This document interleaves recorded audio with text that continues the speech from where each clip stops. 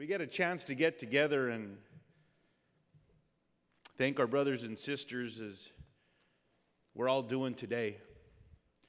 And coming in this morning, getting a chance to visit with Frank Lima, who's our vice president of the 10th District, as everyone knows here. And Frank reminded me the largest district, wherever you may be, Frank. I can't see you because the lights are bright. But you're reminded of everything that happens at home and the work that people do. And a dear friend of many of us who is also part of the leadership now with IAFF from back home with Diego Arencon, who's a dear friend of ours. He organizes at home, he works diligently, and he makes a difference. And I can't thank you all enough for recognizing him. But coming in this morning with our prepared remarks, and what do I tell to a room full of heroes? To a room full of people who put it all on the line every day, all day,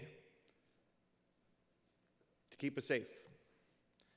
So, as I lean into this thing, we recognize and celebrate 100 years strong of IAFF. Thank you for inspiring us.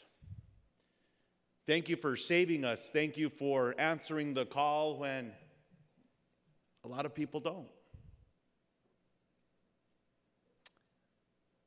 When we talk about family, I want to share with you a little bit more about my father, but something I didn't anticipate, I think, doing today. My grandparents on my mother's side, they were in a horrific car accident when they were in their 80s. In a car accident that no one gave them a chance to survive. And what just reminded me now as I looked around this room, it was some incredible firefighters that showed up with the jaws of life and extracted my grandparents with their bodies beaten.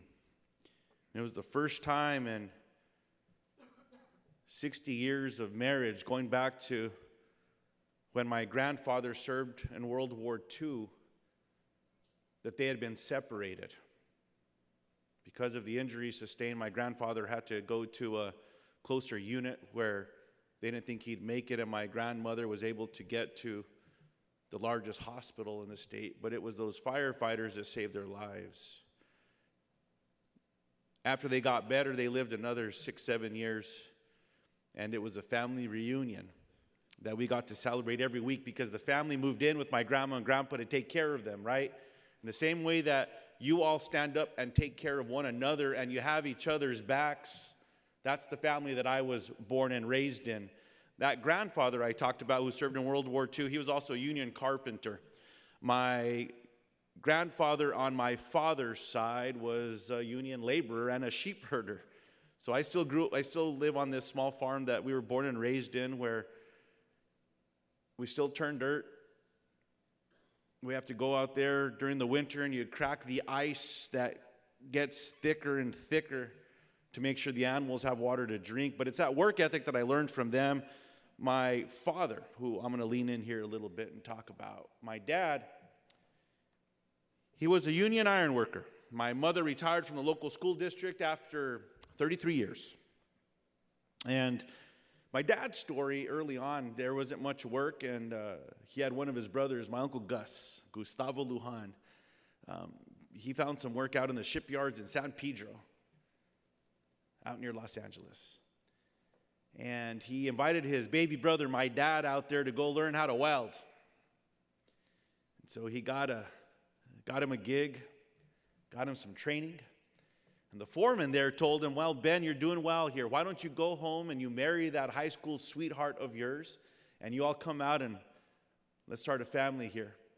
We want you to be a member of this union, and we want you to come out here and build some of these big old ships. Now, coming from a small little town like we come in, where you don't see much concrete unless you mix it and pour it yourself, you can imagine what that was like.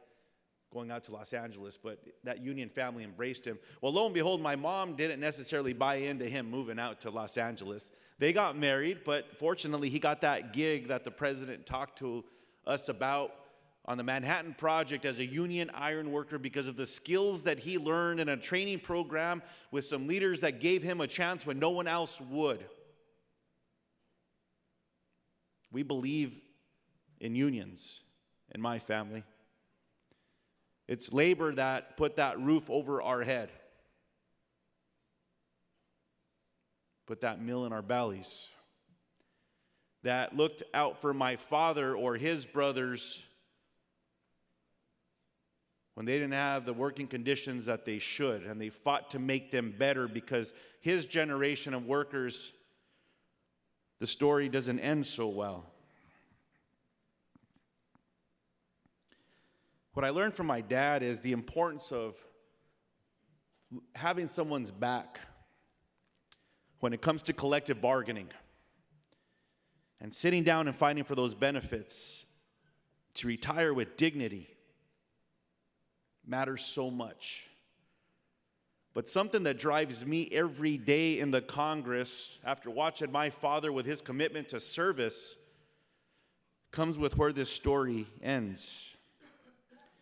You see, one thing that we didn't know is that every day when Dad was getting up to go to work and he and Mom would pack that little lunchbox, he had this old Chevy, the 76 Chevy that sometimes wouldn't fire up when it got too cold out there.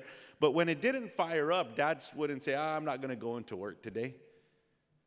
He'd start walking up that dirt road, and he'd put his thumb out, and he'd start walking down this 2-lane road because he knew one of his union brothers would find him and pick him up and give him a lift to work, and we could work on the truck when he got home.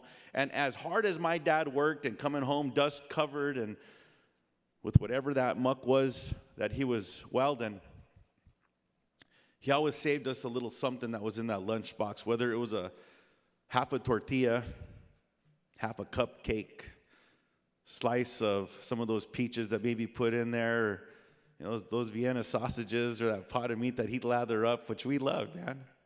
If you haven't tried it, don't knock it. It's good. But he always saved us something because he was thinking about us. And one of the 4 kids that he had, I'm the youngest of 4, would always wait for him when he'd come down that road from work. One of us was always there. We'd either run behind that truck, or if the truck didn't start that day, we'd walk home because he'd get dropped off at the top. What we didn't know is that my dad was getting poisoned a little bit every day while he was up there working. My father was diagnosed with stage 4 lung cancer about 8 years ago, and it's been about 5 years that he passed. My dad wasn't a smoker, as many of his ironworker brothers that died of the same lung cancer weren't smokers. They didn't have those worker protections that they should have put in place back then with exposure on the job. They didn't even have a registry to be able to figure out what was making them sick. And we still have to fight for those benefits every day because people try to peel those benefits back to these families that have been exposed and that are dying for doing their job rather than taking care of them. And so that's why one of the legislative priorities, one of the initiatives that you have with the Federal Firefighter Cancer Registry matters to me so much. This is personal. It's personal to me and my family, even though we never had the honor to serve as firefighters. But what happened to my dad should not happen to any one of you and no one in the country. And when we talk about collective bargaining, it's personal to all of us. These are our livelihoods, the importance of being able to have each other's backs, to make sure that you're getting paid what you should get paid and that no one's going to take that away from you and that you're going to have those benefits there so that you can take care of your families. And look, all that you want more than anyone else is when you get up early in that morning and you're on the job and you're there for 72 or longer shifts, that you're able to get back to your family. And when you retire after putting in those 20 plus years, that you're able to live out your life with your kids. Be able to meet those grandkids and great-grandkids. Something that was snatched away from my dad. So when I talk about how personal this is, I just want you all to know how this matters to me. We talked about the importance of those SAFER and fire grants as well. Look, I come from a western state. There are many of you in this room that were out there saving lives just recently, and I say thank you. Many of you that helped us in New Mexico when we had fires burning our state. And what I don't understand is why it's so hard for Congress to sometimes act and say, we need to make sure you have all the tools and resources that you need to keep us safe. We're asking you to go out there and get on the front line, but then the funds and the resources somehow are taken away as well. So your advocacy to making sure that we have stronger grants and financial resources and that we modernize these planes. Heck, we shouldn't have these old planes that have been retrofitted to help you out there.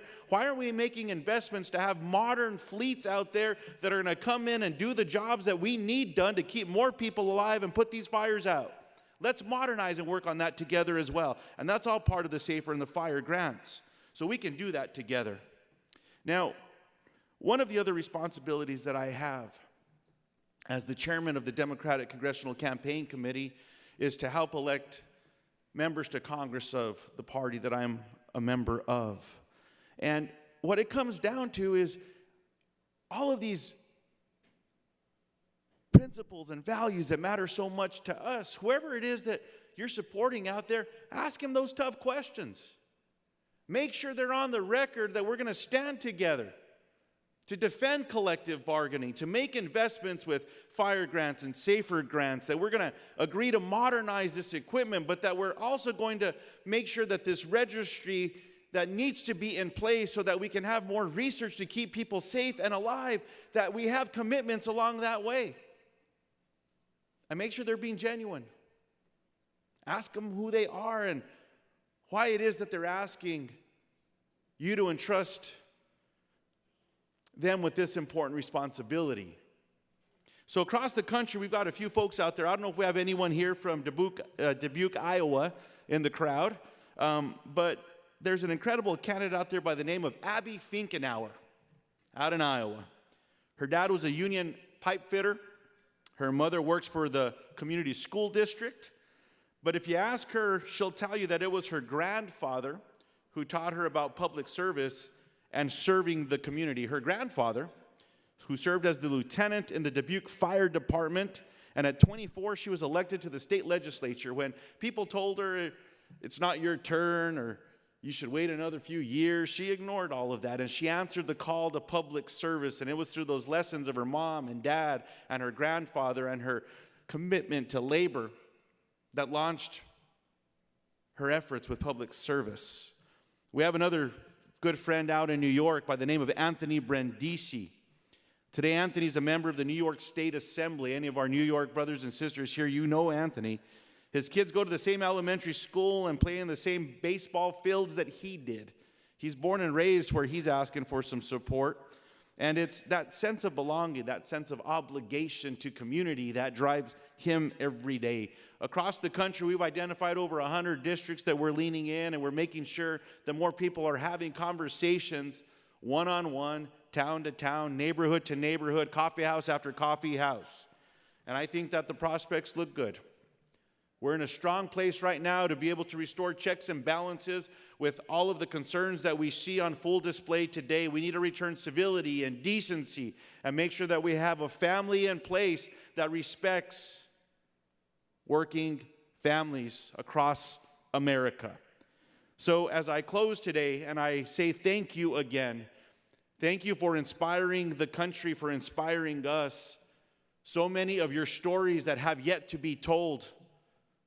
Help us learn them and understand them so we can talk about them and make sure that future generations understand the sacrifices you made to save our loved ones, like my Grandpa Luis and Grandma Cleotilde, who through your heroics, I was able to learn more from him and learn about his service to our country as he served as a World War II hero. Thank you for inspiring us every day. And all that I ask is that when we get back out there, talk to your family and friends about the importance of making sure their voices are going to be heard, that they vote, that they get involved. No matter who it is that they're going to vote for or who they're going to support, I might try to influence you and we get together one-on-one. But the importance of making sure that our voices are heard is what changes everything. It's what returns that decency and the civility that I was talking about.